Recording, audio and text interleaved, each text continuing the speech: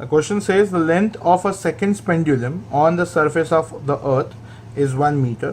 What will be the length of the second's pendulum on the moon?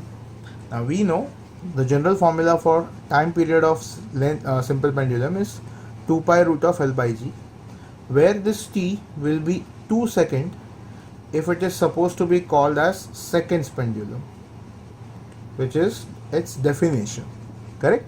So whether it is on earth or on moon, this 2 seconds will remain as it is, which means L by G, the ratio must remain constant, and that means L is directly proportional to G.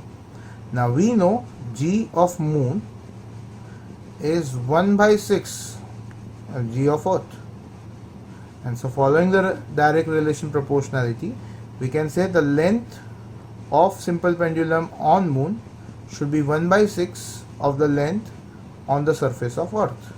Now we know on the surface of earth the length is 1 meter, so we get 1 by 6 meter as our final answer.